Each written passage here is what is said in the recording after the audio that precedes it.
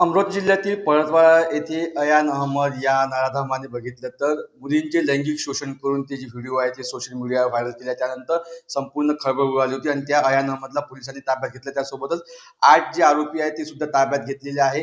आणि ज्या अयान अहमदने संपूर्ण जे मुलींचं लैंगिक शोषण केलं होतं ते अमरावतीच्या कठोरनागा या फ्लॅटवर केलं. सध्या मी या फ्लॅटवर आहे आणि हा जो फ्लॅट आहे हा 2 BHK फ्लॅट आहे. या 2 BHK फ्लॅटमधील जे आतमध्ये जी बेडरूम आहे ज्या ठिकाणी अयान अहमद जे कुकृत्य करत होता त्या ठिकाणी जे बघितलं ते संपूर्ण जी रूम आहे ती पोलिसांनी आता सील केलेली आहे.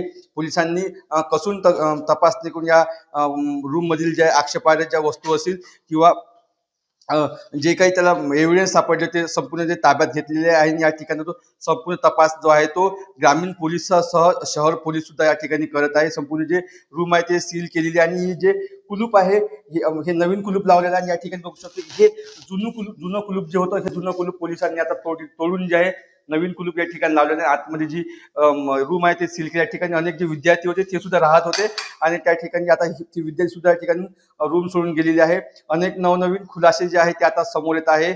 अयान अहमद या मुख्य आरोपीसह बघितलं तर 8 आरोपींना पोलिसांनी ताब्यात घेतलेलं आहे आणि त्या सर्व आरोपींना 23 तारखेपर्यंत न्यायालयीन कोठडी जी आहे ते त्या ठिकाणी सुनावलेली आहे. एकंदरीत बघितलं तर आता अयान अहमदने सोबतच अनेक किती आरोपी या संपूर्ण प्रकारामध्ये सहभागी आहेत आणि नवनवीन वेगवेगळी यामागे तर्क काय लागतात याकडे आता सर्वांचं लक्ष लागलेलं आहे. आणि बघितलं तर या ठिकाणी SIT मार्फत या संपूर्ण प्रकारची जी आहे तपासणी सुरू आहे.